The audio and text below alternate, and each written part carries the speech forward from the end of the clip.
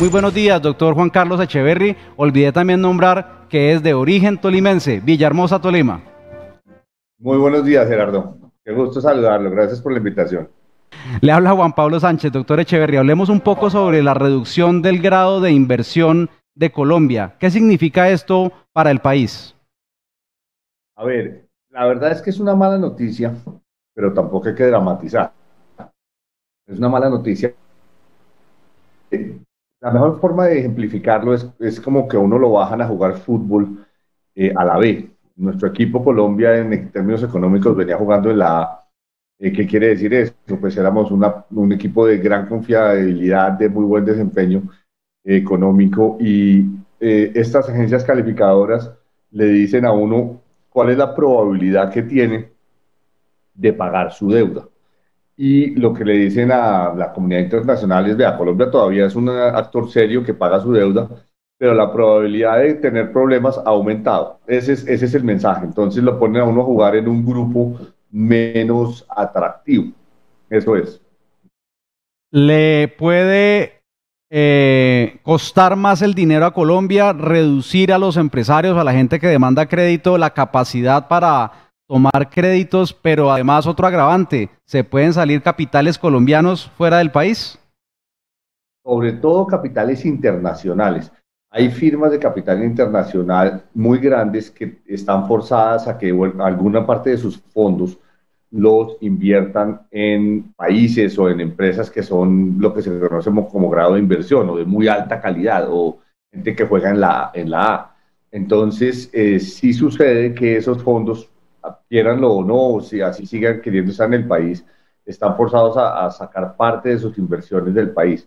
Esos son sobre todo inversiones no en empresas, ni en agro, ni en industria, ni en servicios, sino sobre todo en bonos del gobierno o en bonos de empresas grandes como Ecopetrol. Entonces, si nos quitan el grado de inversión, puede estar forzado. Hay que aclararle una cosa a los oyentes y es la siguiente.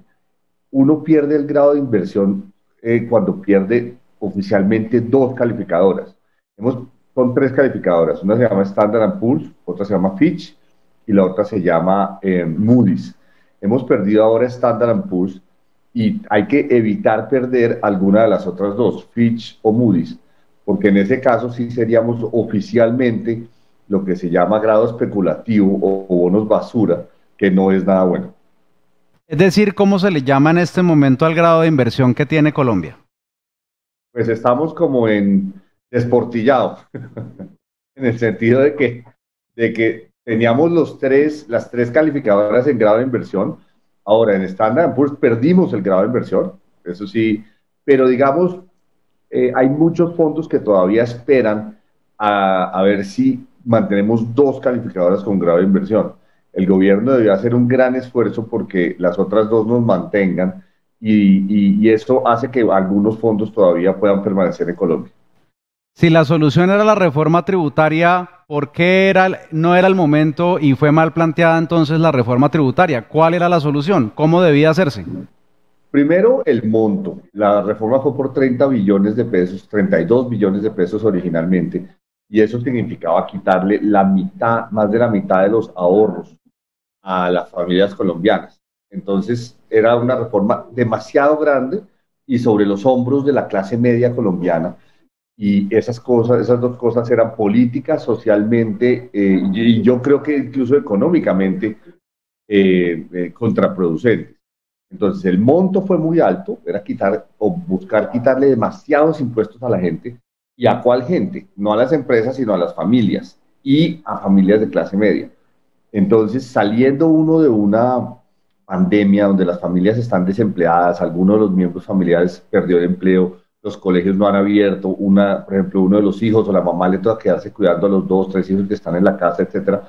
Los ingresos familiares están muy golpeados. Eso fue lo que hizo inoportuno esta reforma.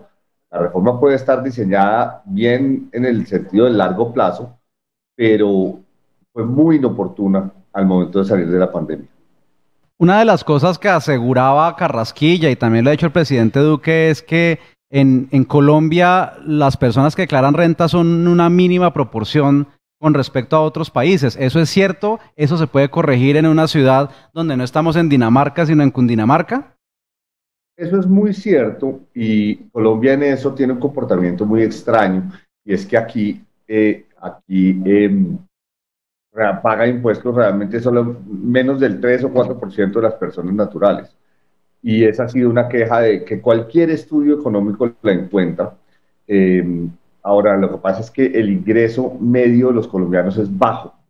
Entonces, cuando decimos, no, es que la clase media debe pagar más impuestos, es llevar a que, digamos, personas que ganan de 2,5 millones de pesos para arriba paguen renta. Y aquí hay un problema, es el siguiente, el primer escalón de renta es muy alto, 19%. Nosotros podríamos hacer escalones de renta de porcentaje, por ejemplo, que la gente las familias que paguen o los profesionales que paguen el primer escalón sea el 2%, o 4 o 6%, o sea, que uno no pague sino un porcentaje muy bajito, pero empieza a aportar. Y como hay muchas personas ahí, ese aporte, si bien es pequeño por cada persona, suma mucho porque es muchas personas. Yo creería que eso sería mucho más razonable. El gobierno planteó un escalón de 10% que es alto y pues ambas cosas son ciertas. Sí es cierto que muy pocas personas pagan impuestos, pero era muy oportuno hacer ese cambio justamente en este momento. Con esa reducción de Standard Poor's en grado de inversión, nos faltan otras dos que ojalá no se pierdan. ¿El dólar se va a disparar al 4.000 pesos? No, ya hay una cosa en estos mercados muy interesante y es que se había anticipado casi completamente el efecto. Uno no sabe hasta que no lo hagan, pero si usted vio la tasa de cambio y los precios de los bonos de Colombia, se han debido, la tasa de cambio ha debido saltar mucho y los precios de los bonos han debido caer. Que la gente vendiera bonos, entonces el precio de los bonos de Colombia cayera. Y ambas cosas se dieron muy tímidamente. Sí, la tasa de cambio subió 1, 2, 3%, muy poco. El cambio habría podido ser del 5 o más por ciento, pero fue muy poco. ¿Qué quiere decir? Que los mercados ya habían anticipado, ya habían vendido antes, entonces ya ese efecto estaba en los precios que observamos. Usted ha dicho también, doctor Juan Carlos Echeverry, en su tweet de su cuenta, que el gobierno carece de credibilidad o de liderazgo para ejercer los cambios que necesita Colombia en esta situación del paro nacional. ¿Por qué lo asegura, doctor Echeverry?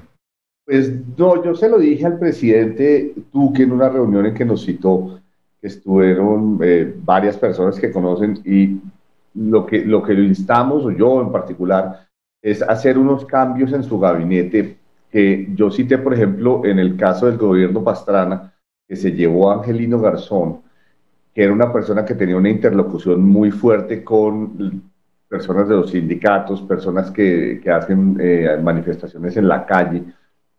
Alguien de ese estilo daría más credibilidad en la negociación. Hay que atraer al gobierno, incluso yo diría dentro del gabinete, personas que tengan una credibilidad muy alta en la calle. Eh, Se necesita también personas que tengan una credibilidad muy alta en el Congreso. El Congreso de la República también allá se tienen que pasar las reformas, por ejemplo, la reforma tributaria. El gobierno necesita a alguien que construya esa credibilidad y pues la credibilidad se logra es conversando, pero para conversar usted necesita saber que la persona al otro lado de la mesa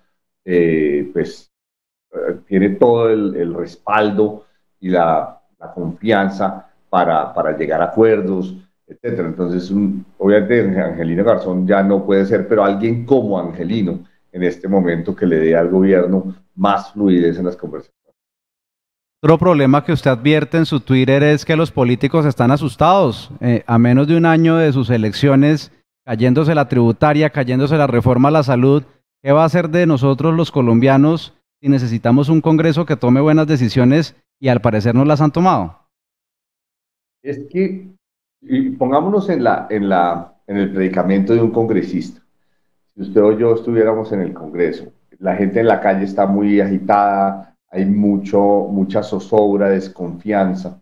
El gobierno tiene que presentar otra vez una reforma tributaria, esta vez más moderada y sobre los hombros de los empresarios. Entonces, usted como congresista dice, bueno, yo voy a ir a elecciones en marzo para reelegirme, yo necesito estar tranquilo que esto no alborote ni incomode a mis votantes. Entonces, en ese sentido, el Congreso va a estar, digamos, atento, pendiente de hacer una reforma que sí, que le sirva a la estabilidad del país, que le sirva a las finanzas públicas, pero que no sea tremendamente dañina políticamente.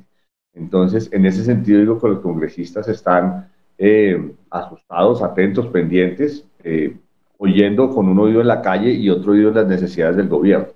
Entonces, no será fácil y se necesita una política, una reforma que sea digerible por el Congreso y por el país.